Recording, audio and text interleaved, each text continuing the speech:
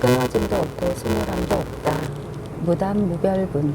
스보리야, 내가 생각하기를 열애는 상을 온전히 갖추지 않았기 때문에 무상 정등각을 얻었다고 한다면, 스보리야, 열애는 상을 온전히 갖추지 않았기 때문에 무상 정등각을 얻는다고 그렇게 생각하지 마라.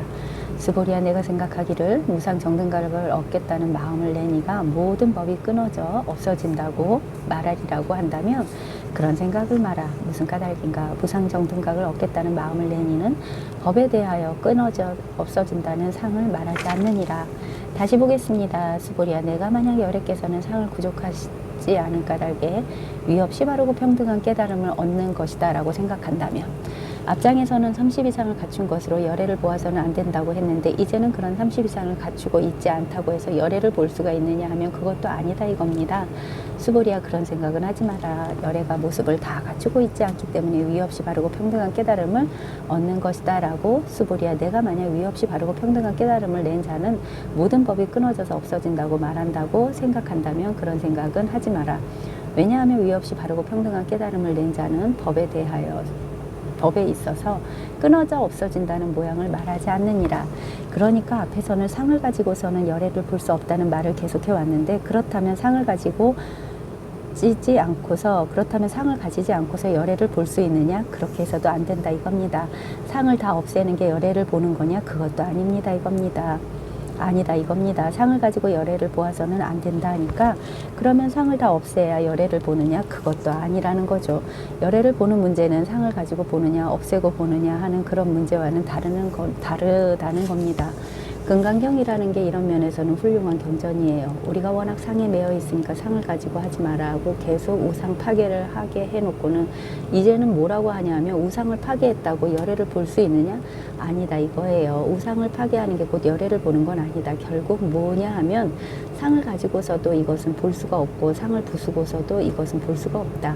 상을 어떻게 해서 깨닫는 게 아니다 이겁니다. 비유를 들면 이런 겁니다. 우리가 호숫가에 앉아서 물을 보고자 하는데 보이는 것은 물결이죠. 물결이 자꾸 일어나니까 물을 못 보겠다. 그러니 물결을 잠재워라. 그래서 바람을 막아버리니까 물결이 잠잠해져서 거울처럼 되겠죠. 그러면 거울처럼 된 수면을 보는 게 물을 보는 거냐? 그게 아니다.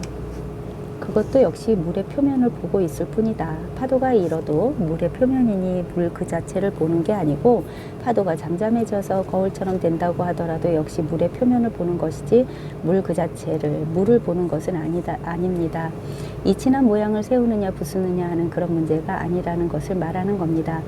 즉, 물 그 자체를 보는 문제는 물결을 일으키느냐 물결을 잠재우느냐 하는 그런 문제가 아니다 이거예요. 그것을 정확하게 이해하셔야 돼요. 우리가 마음에 시끄러운 번뇌가 있으니까 번뇌와 망상을 잠재우고 억누르는 게 마음이 본래 모습을 찾는 거냐? 그게 아니라는 겁니다. 지금 이것이 그것을 말하고 있는 겁니다.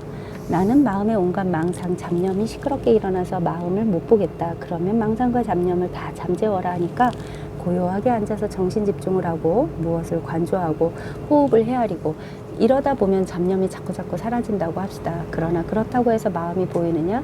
거울 같은 물도 물 표면인 거죠. 물 그 자체가 아니고. 그러니까 마음 공부라고 하는 것은 마음을 어떻게 조작해서 달성될 수 있는 것이 아닙니다. 물을 일으켜서도 안 되고 물을 잠재워서도 안 돼요. 물 그 자체를 아는 것은 그런 방식으로 하는 게 아니다 이겁니다. 이 점을 명확하게 이해하셔야 이 마음 공부라는 것에 바로 들어올 수 있습니다. 그걸 이해 못하고 시끄러운 마음을 조용하게 잠재워서 거울처럼 잔잔한 마음, 평화롭고 잔잔하고 고요한 마음, 항상 잡생각이 안 나고 그것에 재미를 느끼고 하나로 모아져 있는 이것이 공부다. 이런 식으로 공부를 하신다면 빠져들 수는 있습니다만 제대로 공부하는 것은 아니에요.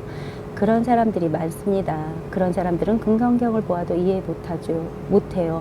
물 그 자체는 물결이 일건 아닐건 그것과는 상관이 없죠. 물결이 일어도 물이요 거울처럼 잠잠해져도 물일 뿐입니다. 우리 마음이라는 것은 법이라고 하는 것은 가고 머물고 앉고 눕고 말하고 침묵하고 움직이고 고요함에서 다를 게 아무것도 없어요. 그러니까 탐구의 방향을 내 의식 위에서 내가 의식적으로 이럴 것이다 저럴 것이다 라고 생각하여 그렇게 기대하고 상상하고 그쪽으로 한 발 한 발 탐구에 들어간다면 그것은 공부가 아니에요. 그렇게 하는 것은 말하자면 물을 볼 생각은 하지 않고 자꾸 물결만 따지고 있는 거예요. 물은 처음부터 물이었어요. 물결이 어떤 모양이든 상관없이 달라진 적이 없어요. 마음은 처음부터 마음이지 내가 어리석다고 해서 마음이 달라지고 깨달았다고 해서 마음이 달라지는 것도 아닙니다. 그냥 그대로예요. 항상 어리석음과 지혜가 둘이 아닙니다. 늘 그대로인 겁니다. 그런데도 우리는 자기의 판단에 따라서 이럴 것이다 저럴 것이다 하는 기대를 세우고 탐구에 들어가는 것을 공부라고 여기는데 사실 그런 것은 공부가 아닙니다. 진실로 공부를 하시려면 물결이 잠자든 일어나든 거기엔 상관하지 마시고 그냥 물을 보고자 하는 염원 하나로 물만 보고 계셔야 합니다. 마음도 그렇게 확인하는 겁니다. 마음 위에 무엇이 나타나든지 그것과 상관없습니다. 번뇌가 치성하게 일어날 때가 공부가 잘 될 때입니다. 거울처럼 잔잔한 물보다는 물결이 일어나는 것이 물을 관찰하는 데는 더 좋은 겁니다. 방향 자체가 완전히 다르다는 것을 알 수가 있지요.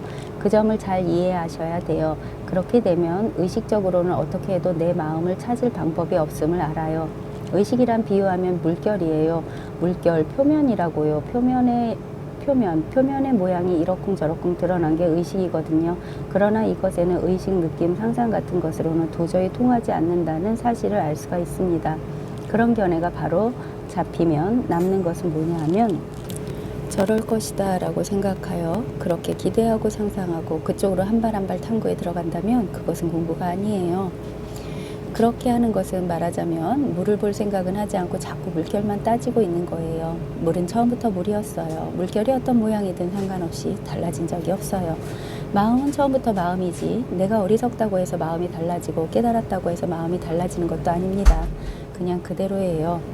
항상 어리석음과 지혜가 둘이 아닙니다. 늘 그대로인 겁니다.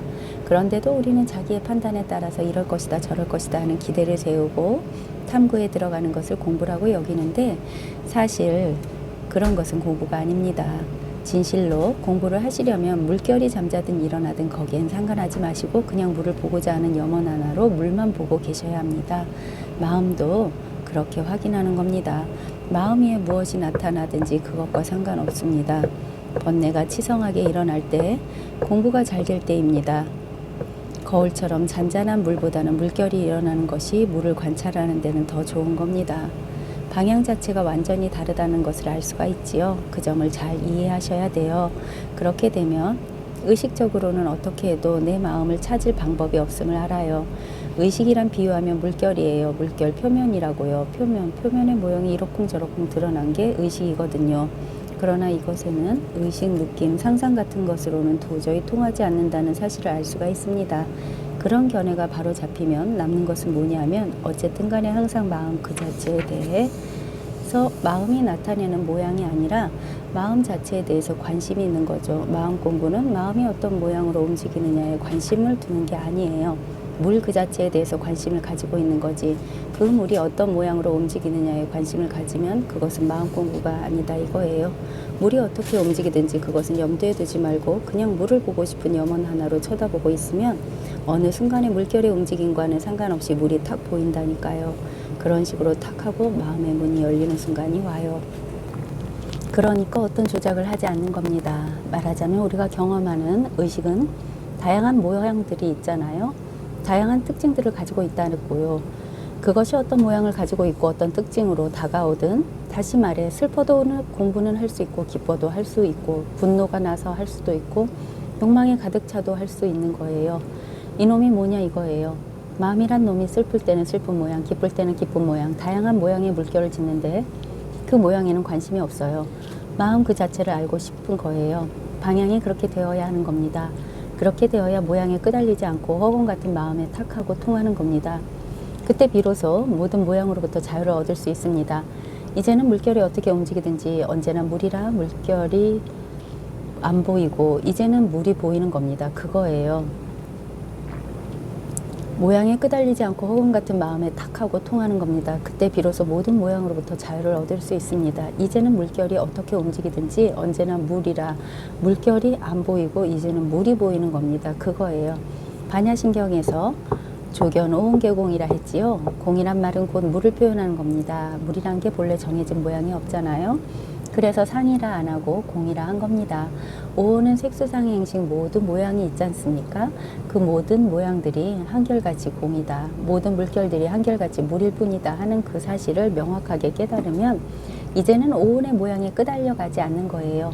어떤 오온이 나타나더라도 공이니까 똑같아요. 항상 한결같아요. 일미라 일미, 한 맛이라 그냥. 여러 가지 맛이 없다 이거예요. 모양을 따라가면 다양한 맛이 있지만 모양을 안 따라가면 늘 그냥 이것뿐이에요.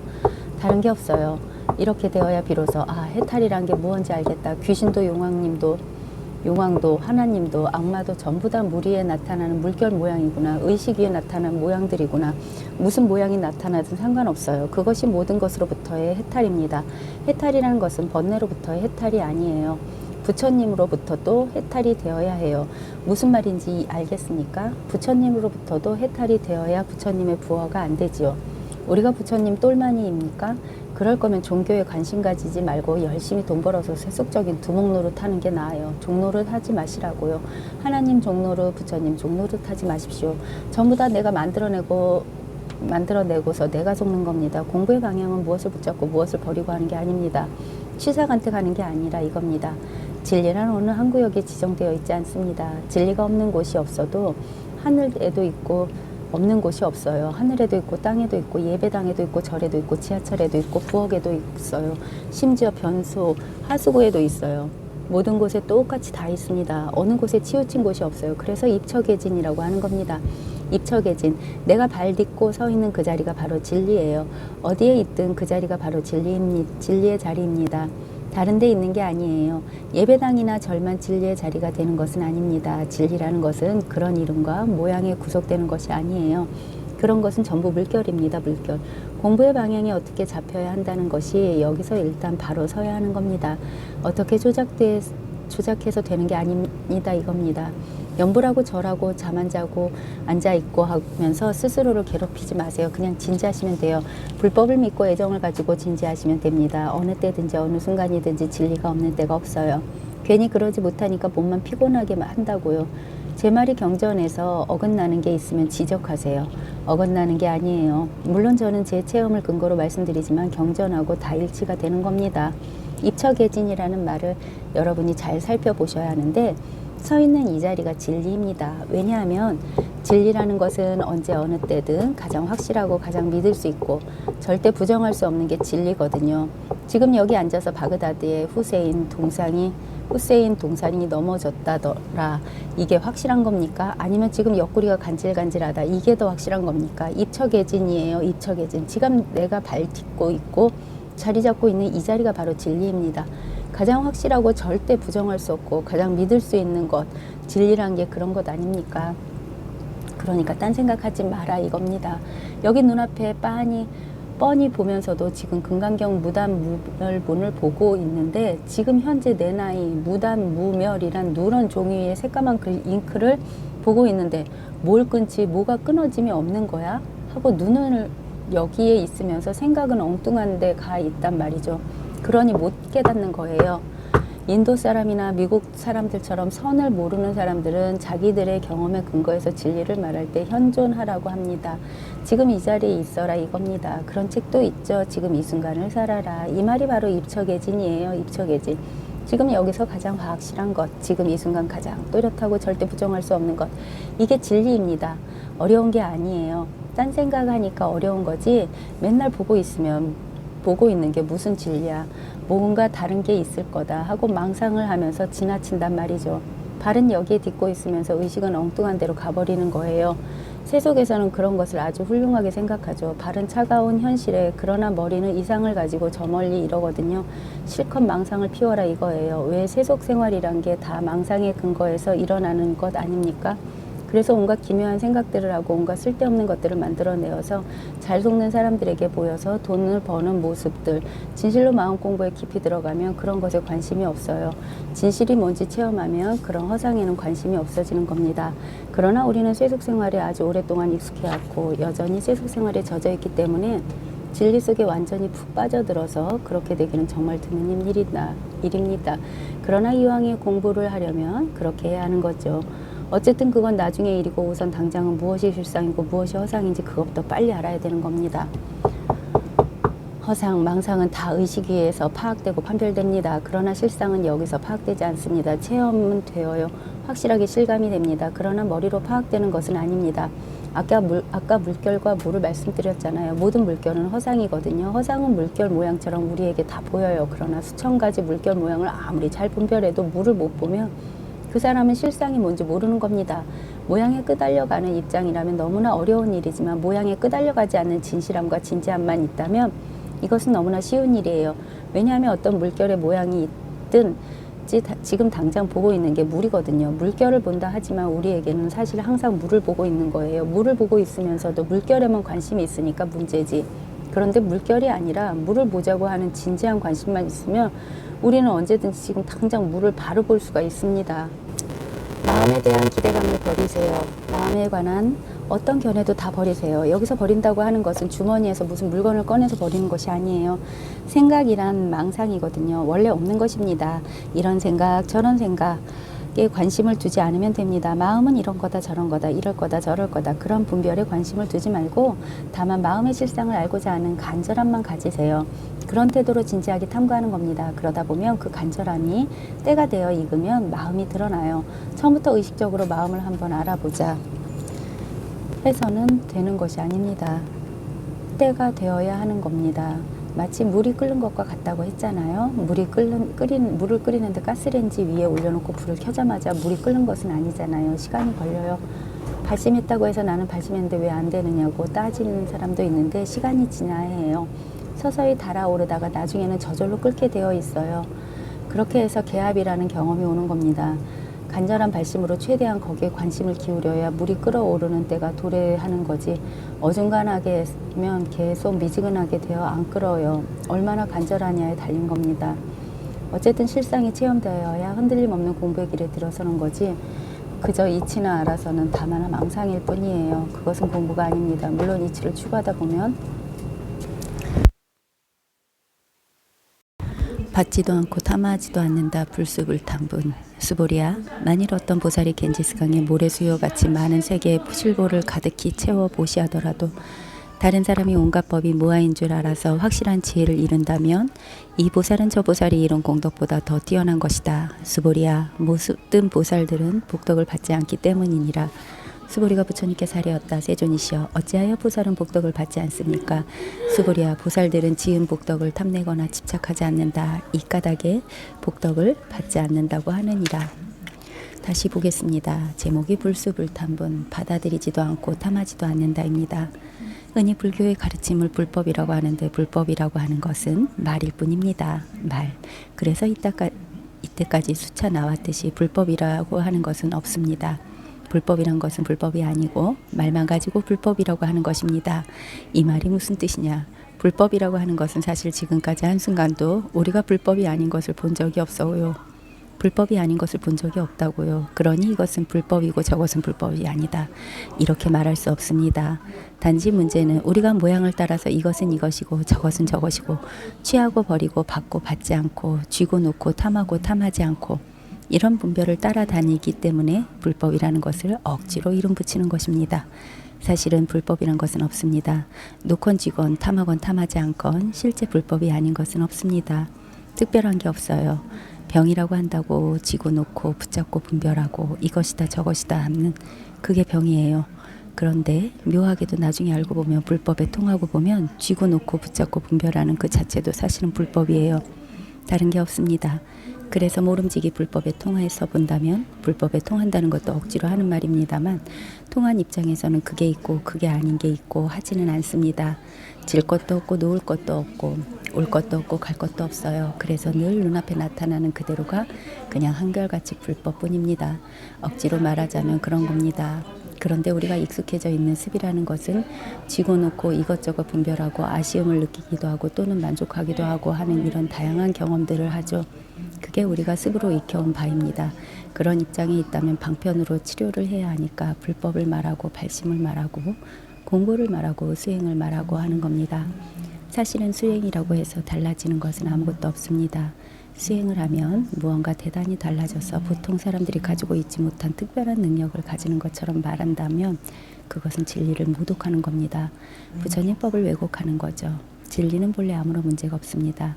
달리 말하면 창조주에게는 아무런 문제가 없는 겁니다.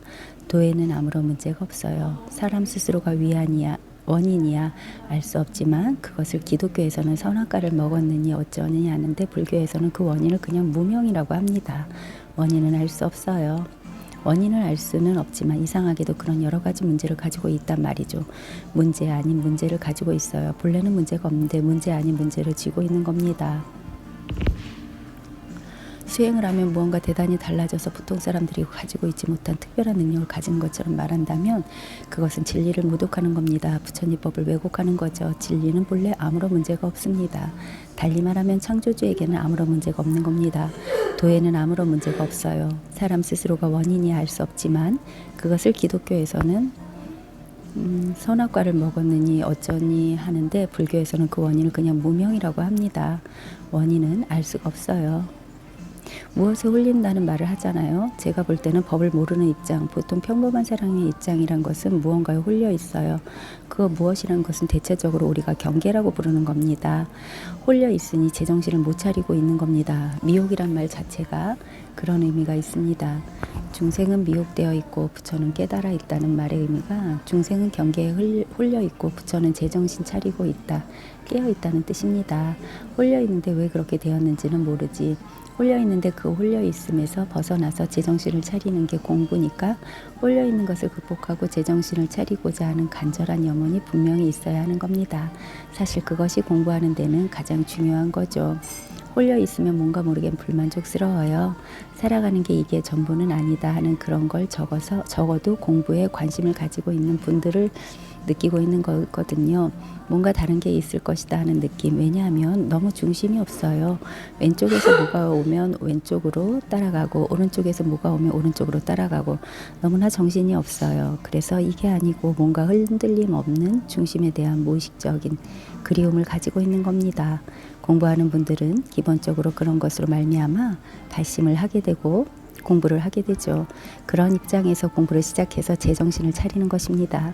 그래서 공부 방법 중에 윗바사나라든지 관법이라든지 호흡법이라든지 화두법이라든지 하는 이런 것들은 되게 이리저리 끌려다니지 않도록 하는 정신을 차리게 만드는 그런 효과들이 일정 부분까지는 있습니다.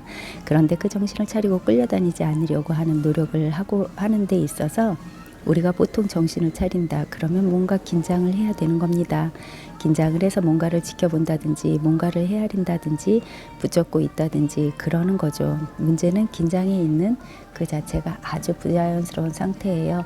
의식적으로 긴장을 해서 뭔가를 목적으로 삼아서 반복적으로 같은 행위를 한다는 그 자체가 상당히 부자연스럽고 일상생활을 함에 있어서도 거추장스러운 면이 있습니다.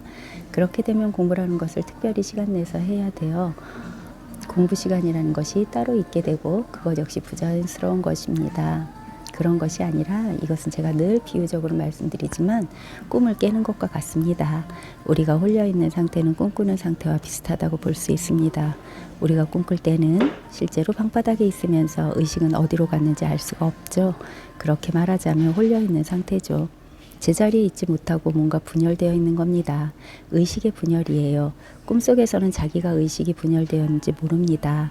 꿈의 내용에 빠져서 쫓아다니는 거죠. 그러다가 어느 정도 정신을 차려서 이것이 꿈이구나, 내가 이 꿈에서 깨어나야 하겠다 하는 그런 경우가 있습니다. 그런 경우에 우리가 어떻게 꿈에서 깨어나는지 그 과정을 살펴볼 필요가 있습니다. 만약에 꿈속에서 내가 꿈을 깨기 위해서 예컨대 호흡을 관한다든지 화두를 잡는다든지 뭐를 계속 지속적으로 관찰한다든지 한다면 이렇게 해서 꿈을 깰 수 있겠습니까? 그렇게 해서는 어렵겠죠. 왜냐하면 그런 행위 자체가 꿈속의 일이기 때문입니다. 우리가 꿈을 깨는 과정을 보자면 악몽 같은 경우에 쉽게 알 수 있는데 그냥 깨고 싶은 거죠. 거기에는 아무 이유가 없습니다. 방법도 없어요. 단순히 깨고 싶은 겁니다. 빨리 깨어나고 싶은 거죠. 그래서 발버둥 치고 몸부림치는 겁니다. 깨고 싶은 그 한마음밖에 없지 꿈의 내용에는 관심이 없어요. 다만 꿈에서 깨고 싶은 그 한마음밖에 없는 거죠. 그렇게 용을 쓰다 보면 눈이 떠져요. 그것은 내가 의식적으로 꿈속에서 이래야 되겠다 저래야 되겠다는 방법에 따라서 노력을 했다기보다는 그저 꿈을 깨고 싶은 절박하고 간절한 마음 하나가 있을 뿐이었습니다. 그러니까 꿈속에 어떤 행위가 원인이 되어서 깨어남이란 결과가 오는 게 아니고 꿈을 깨고 싶은 간절하고 절박한 심정이 꿈을 깨게 만드는 거죠. 실제로 그 간절하고 절박한 심정이라는 것은 꿈을 깨고 나서도 달라지는 것은 없습니다. 늘 마찬가지입니다. 이것은 불교 교리적으로 말하면 깨어남의 체험은 인과적인 게 아닙니다. 인과법이 아니에요. 세속적으로 다양한 심리적인 효과들은 전부 인과법입니다. 어떠한 원인이 가해지면 어떠한 결과가 온다는 것, 예컨대 웃기는 상황을 접하면 웃음이 나온다든지, 행복감을 느낄 만한 조건이 충족되면 행복해한다든지, 괴로움을 느낄 때 그 원인을 제거하면 시원한 느낌을 갖는다든지 하는 것들은 모두 인과법이죠. 그러나 실제의 깨어남하고는 다른 겁니다. 시원하든 답답하든 즐겁든 괴롭든 그것들은 모두 경계입니다. 경계. 세속상의 한 경계일 뿐이에요. 실제 깨어남에서는 경계의 특징은 없습니다. 상으로 말할 수 없다 이겁니다. 세속적으로 다양한 심리적인 효과들은 전부 인과법입니다. 어떠한 원인이 가해지면 어떠한 결과가 온다는 것, 예컨대 웃기는 상황을 접하면 웃음이 나온다든지, 행복감을 느낄 만한 조건이 충족되면 행복해야 한다든지 모두 인과법이죠. 그러나 실제 깨어남하고는 다른 겁니다. 시원하든 답답하든 즐겁든 괴롭든 그것들은 모두 경계입니다. 오온 18계라는 어떤 경계도 깨어남의 결과가 아닙니다. 다시 말하면 깨어난 자에게는 고통이 없고 번뇌가 없느냐? 아닙니다. 있습니다. 육체를 가지고 의식을 가지고 있는 동안 경험할 수 있는 것은 전부 경험합니다. 그러나 이제는 그 실상이 드러나 있다고 할 수 있습니다. 실상이 드러난 것은 만법에 자성이 없다고 표현하듯이 온갖 일이 있는데도 불구하고 또한 전혀 아무 일이 없습니다. 그러므로 어디에도 탐착하지 않는 것이고 끌려다니지 않는 것이고 그로 말미암아 고통을 겪지 않는 거죠. 그러니까 이 깨어남의 공부라고 하는 것은 실상은 문득 깨닫는 것이지 A라는 상황을 B라는 상황으로 바꿔놓은 것이 아닙니다. 달리 말하면 A라는 경계를 B라는 경계로 바꿔치기 하는 게 아니다 이겁니다. 경계는 그냥 그대로일 뿐이에요. 다만 실상이 캄캄했다가 이제는 실상이 밝아졌을 뿐입니다. 실상이 밝아졌으니까 경계로부터의 자유를 느낄 수 있는 거죠. 어떤 경계가 다가오더라도 매이지 않는 겁니다. 왜? 경계는 허망하니까 온갖 경계가 허망함이 저절로 분명해지니까 이제는 그러한 각종 경계들이 끄달리지 않는다 이겁니다. 반야신경식으로 말한다면 오온이 개공인 줄 알았으니까 색수상행식에 끄달리지 않는 거예요. 아까 홀린다고 그랬는데 우리는 보통 육체에 홀리지, 느낌에 홀리지, 관념에 홀리지, 욕망에 홀리지, 의식 위에 나타나는 모든 경계에 홀리거든요. 홀려서 제정신을 못 차려요. 제 중심이 못 잡는 거지요. 제 중심을 못 잡는 거지. 그러나 오온이 모두 공임을 확실하게 통해버리면 아르마리로 아는 게 아니에요. 공에 통해야 합니다. 오온이 공임을 모두 확실하게 통해버리면 오온에는 관심이 없어져요. 그러면 무슨 행동을 하든지 언제나 공이에요. 그래서 입처개진이라고 하는 겁니다. 그러니 특별히 관찰할 것도 없고 쳐낼 것도 없고 붙잡을 것도 없어요. 자연스러운 겁니다. 본래 그대로의 상태를 회복하는 거예요. 중생은 병들어 있다라고 하잖아요. 중생은 병든 겁니다. 실제로 바이러스가 있는 게 아니에요. 환상의 병이죠. 망상의 병이란 말이죠. 병든 상태가 정상적인 상태는 아니죠. 불편한 거죠. 우리가 분별하면서 홀려다닌다는 것은 불편한 겁니다. 편하지가 못해요. 그렇다고 병든 사람이 예를 들어 몸살을 앓다가 다시 건강해졌다고 해서 특별히 달라지는 것도 없어요. 병들었을 때도 밥 먹고 물 마시고 잠자고 다 했다 이겁니다. 생각할 것도 다 생각해요. 그와 비슷한 겁니다. 이 공부에 대해 첫째로 말씀드리고 싶은 것은 자기 힘으로는 어떤 의식 조작을 통해서도 깨달음에 도달하기가 불가능하다는 것입니다. 실제로 는 앞서 말했듯이 꿈을 깰 때의 경우와 같아요. 꿈이 달콤하면 꿈을 깨지 않습니다. 연장되기를 원하죠. 만족스러운데 깨어나길 원할 리 없어요. 세속생활이 달콤하고 세속생활이 만족스럽죠. 그러나 그러한 세속생활에는 소위 수행자의 생활이 포함되는 겁니다. 수행한다면서 절에 다니고 명상원에 다니는 생활이 즐겁고 달콤하다면 그냥 그렇게 즐기는 겁니다. 깨어나기 싫은 거죠. 그러나 정말 깨어나고 싶은 그런 상황, 갑갑하고 답답하고 뭔가 이게 아니다, 뭔가 부족하다, 불만족스럽다고 한다면 그렇다면 거기서 깨어나고자 하는 발심을 되어야 합니다. 발심, 그 발심이 반드시 필요한 요소입니다. 현 상태가 불만스럽고 부자연스럽다면 편안하고 자연스러우면서도 이런 불만족이 없는 상황, 즉 깨어남에 대한 욕망을 가지는 발심을 하게 되죠. 행동을 개시해야 되는 겁니다. 행동이란 건 마음의 행동이지 육체의 행동이 아니에요. 마음의 실천이라고 하는 것은 어떤 무엇을 몸으로 행하는 게 아닙니다. 공부에 대해서 흔히 듣는 질문 중에 도대체 무엇을 어떻게 해야 하느냐 하는 것이 많습니다. 어떻게 할 것은 없습니다. 마음이란 게 본래 완전하기 때문에 어떻게 다듬어야 할 것은 없어요. 홀려 있거나 홀려 있지 않거나 마음 자체가 찌그러져 있다가 바로 되는 게 아니에요. 마음이란 게 어떤 모양의 물건이 아닙니다. 사물이 아니다 이겁니다. 모양 있는 게 아니니까 아까 꿈을 깨고자 할 때와 같은 겁니다. 우리가 꿈을 꾸다가 깨어났다고 해서 달라지는 것은 없습니다. 깨어나도 역시 꿈을 꾸던 그 사람이에요. 사람이 달라지는 것은 아니에요. 똑같은 겁니다. 그냥 깨어있지 못하고 꿈꿀 뿐이에요. 홀린다는 것이 그런 상황입니다. 멀쩡한 사람이 홀렸다가 다시 멀쩡해지는 겁니다. 아무런 차이가 없어요. 뭐를 뜯어 고쳐야 할 게 없는 겁니다. 이 사실을 제대로 아시는 게 공부에 대단히 중요합니다. 까딱 잘못하면 뭔가 잘못되어 있으니까 뜯어 고쳐야 한다는 리모델링이나 재건축 같은 세간적인 사고방식을 마음에다 들이댈 수가 있어요. 그러나 그것은 모양을 따라서 하는 사고이고 인과법을 벗어나지 못한 사고일 뿐입니다. 그런 것은 아닙니다. 지금 금강경 2장에서는 무생법인을 말하고 있습니다. 유마경의 주제입니다. 본래 아무 문제가 없는 겁니다. 본래 불생불멸이에요. 버리고 취하고 할 게 없다 이거예요. 이 사실을 아는 게 아주 중요합니다. 그렇다면 본래 내가 완전하다고 그러는데 본래 아무 문제가 없다고 그러는데 왜 나는 그렇지 못한가? 만약에 자기 스스로가 그렇게 느껴진다면 왜 나는 실감하지 못하는가? 왜 그것이 나에게는 뚜렷하지 못한가? 그렇다면 거기에 대한 탐구심을 가져야 되는데 이 탐구의 대상이 사물이나 경계가 아니라 작은 마음이라는 말이죠.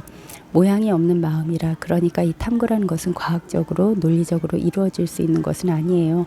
하나하나 따져서 알아내고 하는 고고학 발굴하듯이 하는 게 아니란 말이죠. 마음은 그런 대상이 아닌 겁니다. 정해진 모양도 크기도 없지만 한 번도 거기에서 벗어난 적이 없는 이놈에게서 벗어날 수 있는 방법이 없습니다. 달리 말해서 한 번도 마음을 내버린 적이 없어요. 마음에서 떠난 적이 없어요. 언제나 완전하게 갖추어져 있어요. 그런데도 지금 불만족스러워요. 이치는 뻔한데 완전하게 갖추어져 있고 항상 쓰고 있는 게 이 마음인데 왜 나는 실감이 안 될까? 그럴 때 아까 꿈에서 깨어나는 경우처럼 아무 이유 없이 무조건 깨고 싶은 거예요. 갑갑하고 답답하고 미칠 것 같은 그런 식의 발심이 이루어지는 겁니다. 우리가 홀려 있다가 제정신을 차리는 것은 아주 간단한 겁니다. 여기 앉아서 마음이 콩밭에 가 있으면 홀려 있는 거예요. 탐구라는 것은 과학적으로 논리적으로 이루어질 수 있는 것은 아니에요. 마음은 그런 대상이 아닌 겁니다. 정해진 모양도 크기도 없지만 한 번도 거기에서 벗어난 적이 없는 이놈에게서 벗어날 수 있는 방법이 없습니다. 달리 말해서 한 번도 마음을 내버린 적이 없어요. 마음에서 떠난 적이 없어요. 언제나 완전하게 갖추어져 있어요. 그런데도 지금 불만족스러워요. 이치는 뻔한데 완전하게 갖추어져 있고 항상 쓰고 있는 게 이 마음인데 왜 나는 실감이 안 될까? 그럴 때 아까 꿈에서 깨어나는 경우처럼 아무 이유 없이 무조건 깨고 싶은 거예요. 갑갑하고 답답하고 미칠 것 같은 그런 식의 발심이 이루어지는 겁니다. 우리가 홀려 있다가 제정신을 차리는 것은 아주 간단한 겁니다. 여기 앉아서도 마음이 콩밭에 가 있으면 홀려 있는 거예요. 그런데 콩밭에 가지 않고 내 눈앞에 또랑또랑하면 멀쩡한 겁니다. 거기에 뭐 뜯어 고칠 게 있습니까? 버릴 게 있습니까? 얻을 게 있습니까? 고쳐야 될 것도 없고 버릴 것도 없고 얻을 것도 없어요. 그런데도 불구하고 쉽사리 그렇게 되지 않아요. 쉽게 그저 아이고 맞구나, 눈앞에 이 컵이고 난초고 시계고 다 뚜렷뚜렷하네 할 수는 있겠지만 그렇다고 해서 여러분이 홀려 있지 않느냐? 여전히 홀려 있는 겁니다. 컵에 홀려 있고 난초에 홀려 있고 시계에 홀려 있는 겁니다. 홀리면서 벗어나는 체험이 있습니다. 그것은 인과적으로 이루어지는 게 아니기 때문에 예측할 수가 없습니다. 꿈을 깨는데 한 번만 깨면 되지 여러 번 깰 필요는 없잖아요. 마찬가지로 이것도 홀려 있는 데서 깨어나는 것은 단 한 번만 체험하면 그 다음부터는 꿈속에서 생활하는 거기에 익숙해져 있다가 이제는 깨어서 현실에서 생활하는 여기에 익숙해지는 일만 남아요. 그런데 꿈속에서 하던 버릇이 쉽게 없어지지는 않아요. 그래서 그 다음부터는 버릇 고치는 게 공부예요. 그 버릇을 버리는데 상당한 시간이 요구됩니다. 소위 보림이라고 하는 건데 그거야 깨어난 뒤의 일이니까 우선 한번 확실하게 깨어나고 그 다음부터 깨어서 생활하는 데 익숙해지면 돼요. 홀림에서 벗어나는 체험이 있습니다. 그것은 인과적으로 이루어지는 게 아니기 때문에 예측할 수가 없습니다.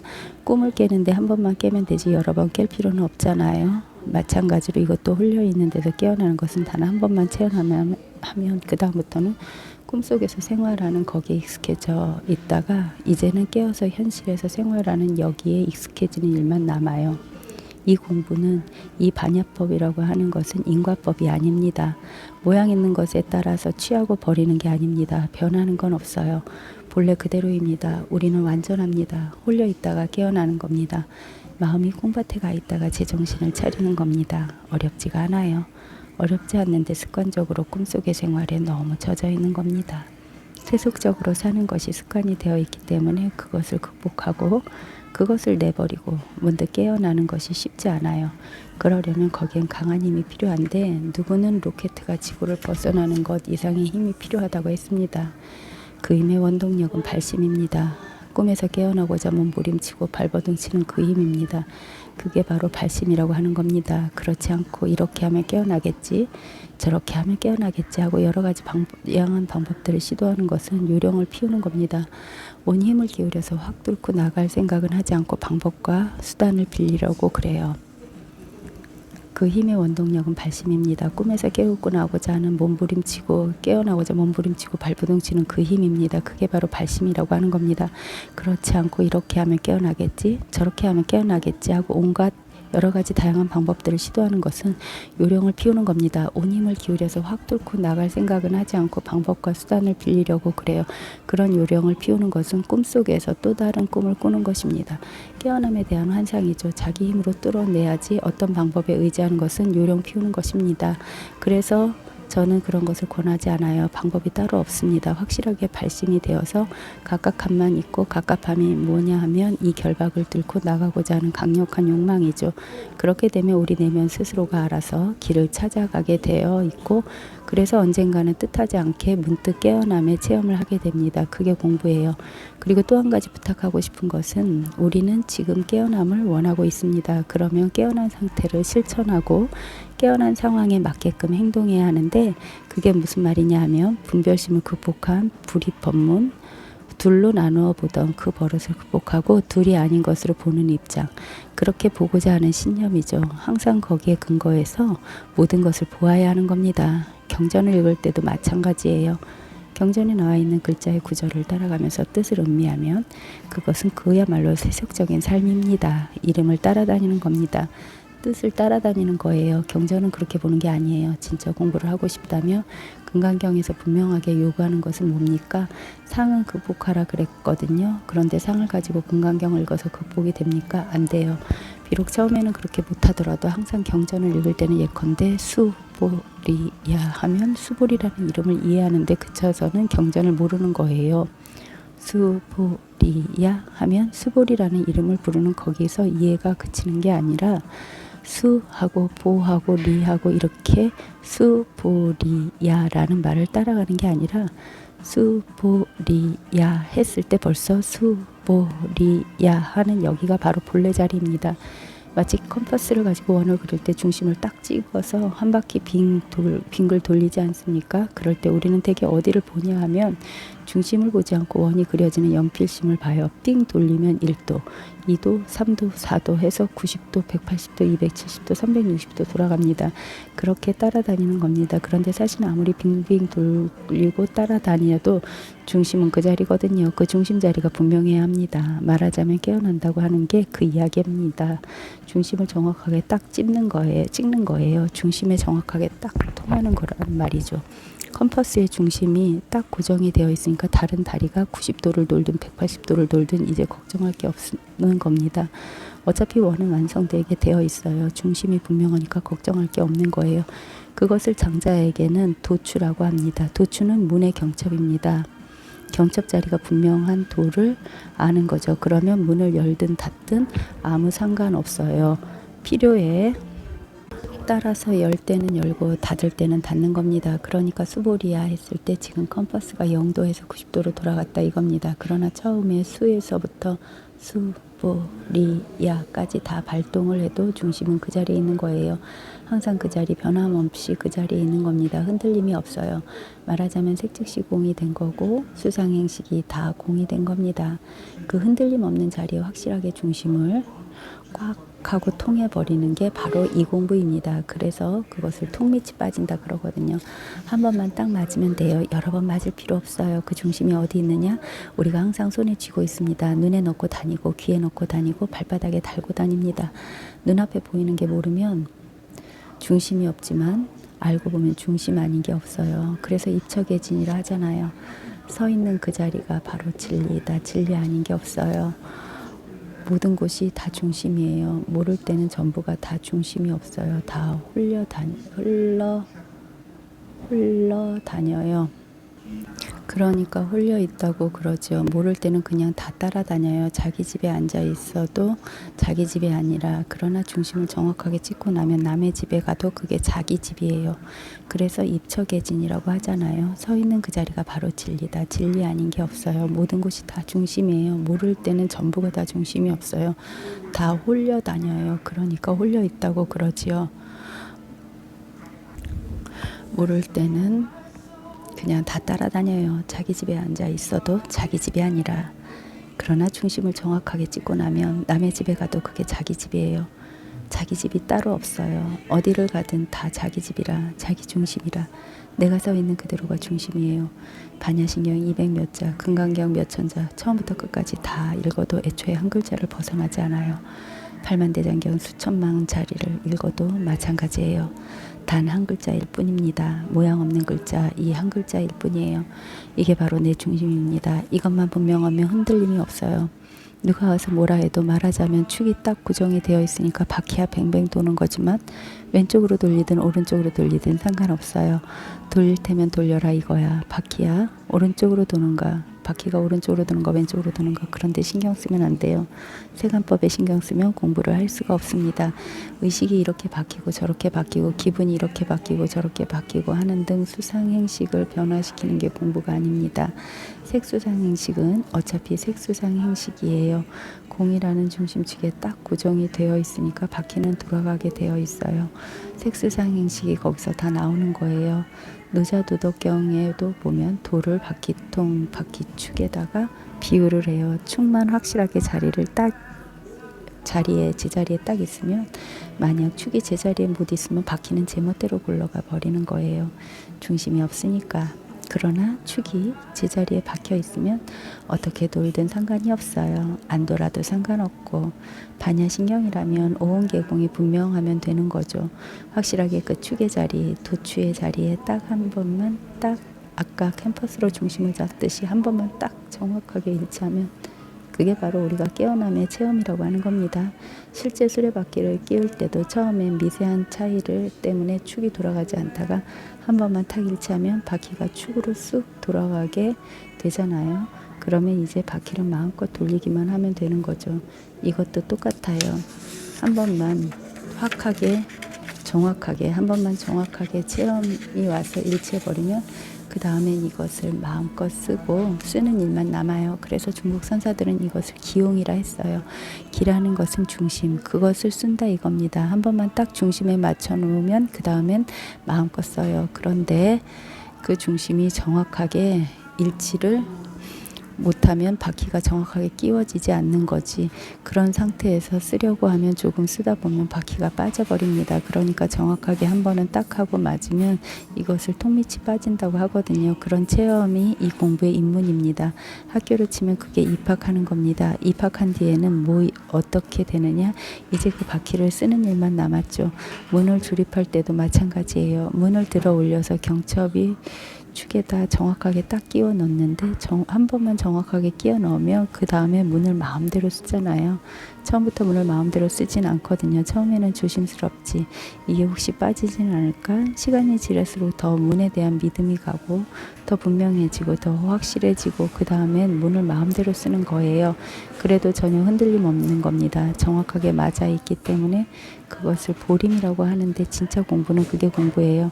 자연스럽게 자연 그대로 모의법이라고 그러잖아요. 전혀 거기에는 유의적인 사고가 들어갈 틈이 없습니다.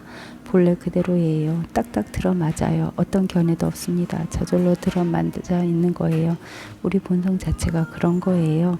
마음 자체가 그런 거기 때문에 저절로 딱 들어맞아 있기 때문에 그것을 맞추려고 머리를 쓸 이유가 전혀 없는 겁니다. 들어맞아 있는 그대로 쓰면 되는 거예요. 그 쓰는 것이 처음엔 잘 안 돼요. 왜냐하면 옛날 습관, 세속적 사고방식이 남아있기 때문에 그것을 제대로 뚫어내고 나중에 완전한 바퀴로, 완전한 문으로서 활용할 때까지 나아가는 것, 어떤 면에서는 바퀴축에 맞추는 것보다 그게 더 어렵습니다. 하여튼 적중이라는 것, 정확하게 중심을 딱 잡는 것, 그 경험이 올 때까지 우리는 혼신의 힘을 다하여 간절한 공부를 해야 하는 겁니다.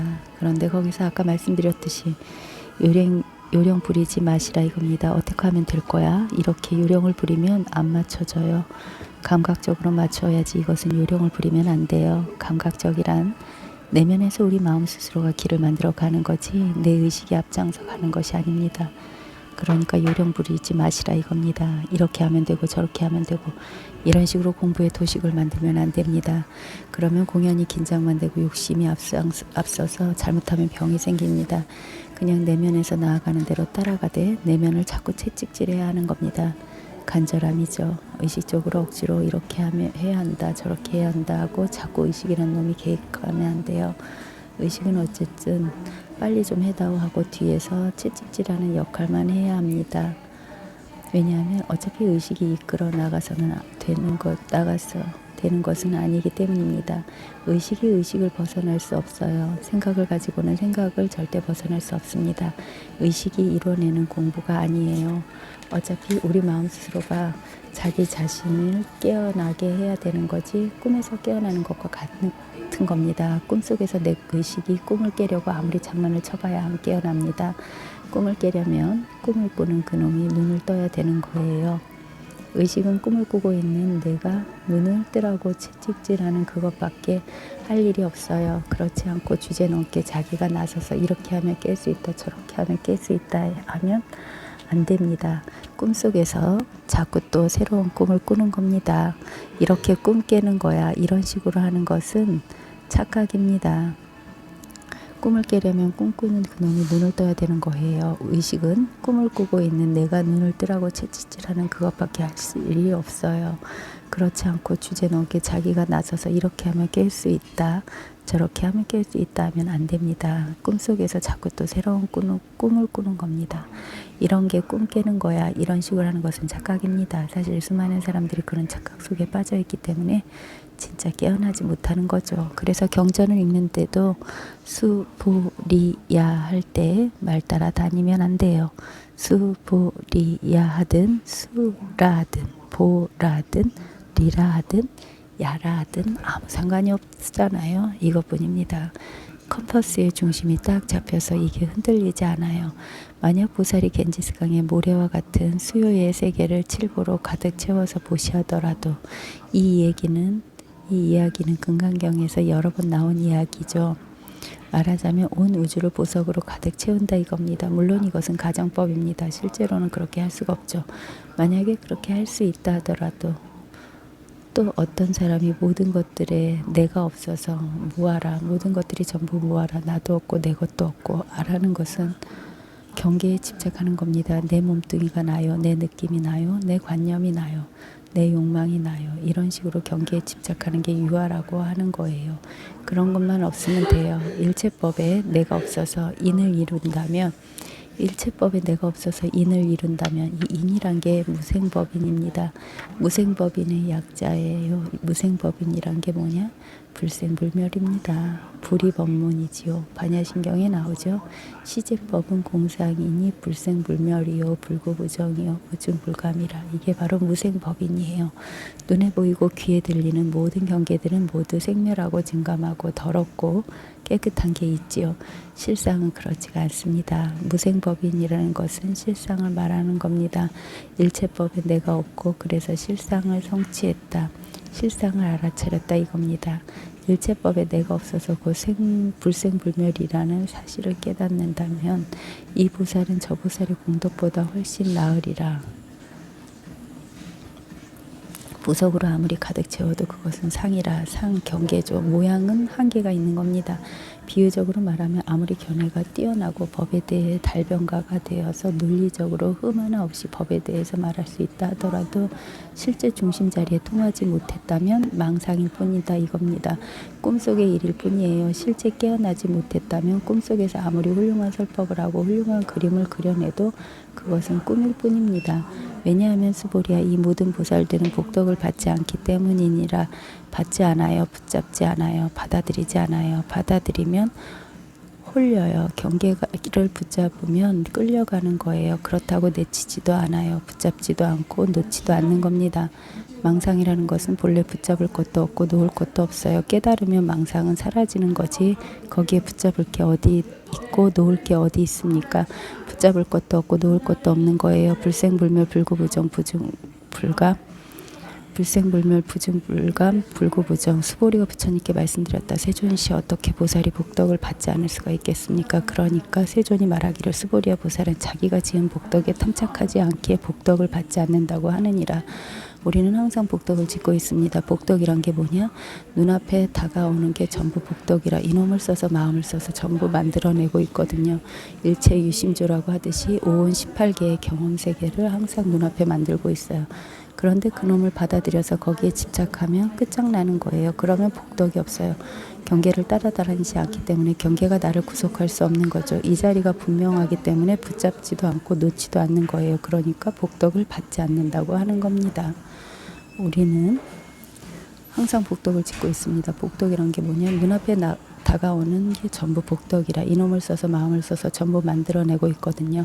일체유심조라고 하듯이 오온 18개의 경험세계를 항상 눈앞에 만들고 있어요. 그런데 그놈을 받아들여서 거기에 집착하면 끝장나는 거죠. 그러면 복덕이 없어요. 경계를 따라다니지 않기 때문에 경계가 나를 구속할 수 없는 거예요. 이 자리가 분명하기 때문에 붙잡지도 않고 놓지도 않는 거예요. 그러니까 복덕을 받지 않는다고 하는 것입니다.